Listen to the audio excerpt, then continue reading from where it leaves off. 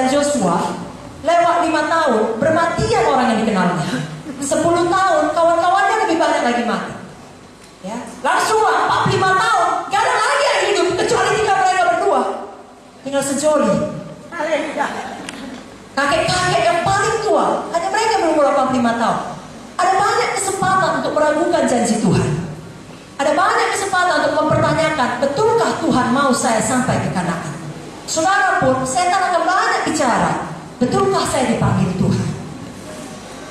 Betulkah Tuhan mau saya melakukan ini? Karena saudara lihat, saya tetap kekurangan misalnya. Saya tetap susah dapat izin misalnya. Udah banyak kali saya muridkan, sudah bertahun-tahun saya capek memuridkannya. Tiba-tiba, bye-bye katanya, pilih dia ke gereja lain. Lalu banyak pertanyaan saudara dan berkata, betulkah? Betulkah? Jangan diambil kesempatan untuk menyerah itu. Jangan dijawab pertanyaan setan dan berkata betul. Salah. Setan selalu berdusta. Bapa berdusta. Suaranya dari neraka, suara kematian. Jangan saudara terima. Kalau Tuhan berjanji, Tuhan menggenapi. Kalau Tuhan memanggil, Tuhan memperlengkapi. Tuhan mengurapi. Dia yang memulai pekerjaan yang baik akan meneruskannya hingga pada hari Kristus. Jangan pernah menyerah, saudaraku. Saudara dan masing-masing kita punya Hebron. Masing-masing kita punya panggilan yang harus selesaikan. Jangan pernah berhenti di tengah jalan, walau banyak penderitaan. Saudaraku, Filipi 1 ayat 29, saya bacakan beberapa ayat. Maukah saudara mendengarnya? Kita harus membaharui pikiran kita seturut dengan firman. Amin. Filipi 1 ayat 29 berkata, sebab kepada kamu dikaruniakan bukan saja untuk percaya kepada Kristus, melainkan juga untuk menderita untuk Dia. Jadi sebenarnya sebagai anak-anak Tuhan, kalau datang penderitaan tantangan, tidak usah bingung, tidak usah kecewa, tidak usah dengar tipu daya setan katakan, betulkah Tuhan menyertaimu? Betul. Saudara bilang Filipi 1:29, kepada saya dikaruniakan bukan saja untuk percaya, untuk menderita. Justru kalau hidup saudara senang terus, saudara harus bertanya, apakah ada yang salah dengan pelayanan saya? Kenapa tak ada penderitaan? Kenapa tak ada bentukan? Apakah saya sudah kompromi? Apakah saya hanya mencari jalan aman? Apakah saya hanya selama ini berusaha berkenan pada manusia? Galatia 1 ayat 10 berkata, bagaimana sekarang ini? Adakah ku cari kesukaan manusia atau kesukaan Allah? Adakah ku coba berkenan pada manusia? Perhatikan baik-baik, belum dilakukannya, masih mencoba. Adakah ku coba berkenan pada manusia?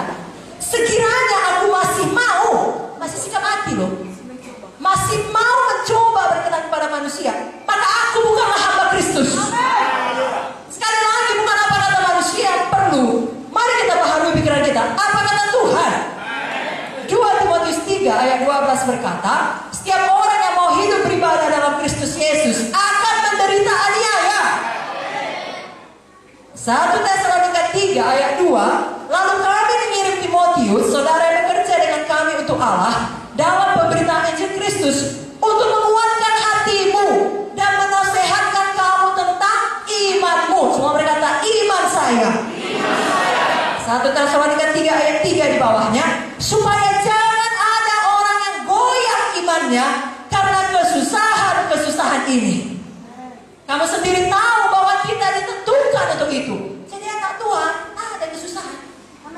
Jangan goyah iman kita. Pakailah hatimu, aku telah mengalahkan dunia. Bukankah itu kata Tuhan? Mari kita lihat kepada kemuliaan kekal yang menanti kita. Itu sebabnya ayat pertama tadi yang dibaca Ibu Unte, melihat yang tidak kelihatan.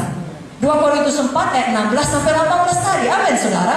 Dan ayat 17 berkata, 2 Korintus 4, penderitaan ringan yang sekarang ini mengerjakan bagi kami kemuliaan kekal yang melebihi segala kalanya, jauh lebih besar daripada penderitaan kami. Saudara tahu siapa yang menulisnya? Paulus. Maaf saudaraku ya, gak ringan penderitaannya. Mengalami kapal karam, disesah. Lalu dia berkata, penderitaan ringan yang sekarang ini. Jadi saudara, saya bukan mengecilkan penderitaan kita. Mungkin ada saudara merasa betul-betul menderita, dan memang betul-betul sudah menderita. Tapi kita letakkan pada perspektif yang benar, seperti yang disampaikan firman oleh Paulus, itu penderitaan ringan dibandingkan kemuliaan kekal yang menantikan. Maka daripada itu, mari kita memiliki ketekunan iman, dan dalam menanggung itu semua kita bersukacita. Ada juga orang tekun tapi mengomel. Karena ada anak-anak sekolah juga, jadi ya tiap hari menggerutu. Diselesaikannya sekolahnya tapi tidak dinikmatinya. Saudara, jangan demikian. Saudara punya ketekunan iman, walau menghadapi penderitaan, aniaya, tantangan, saudara sukacita. 1 Petrus 4 ayat 13. Sebaliknya, bersukacitalah sesuai dengan bagian yang kamu dapat dalam penderitaan Kristus, supaya kamu juga boleh bergembira dan bersukacita pada waktu Ia menyatakan kemuliaannya. Sore hari ini dalam pertolongan Roh Kudus, kita semua punya roh Kaleb. Kurang kuat amennya. Kita punya komitmen ketetapan hati seperti Kaleb. Berapa lama pun janji Tuhan bagiku, aku tidak akan menyerah. Kalau ada di antara saudara tempat ini masih mengalami penyakit, bergumul dengan keadaan finansial, dan ada janji Tuhan saudara sembuh oleh figur Yesus, berapa lama pun waktunya, saudara pegang janji Tuhan itu. Saudara tetap berjalan dengan sukacita, tetap melayani, tetap berapi-api, tetap menyala-nyala. Kesembuhan pasti mengalir. Itu janji Tuhan, saudara.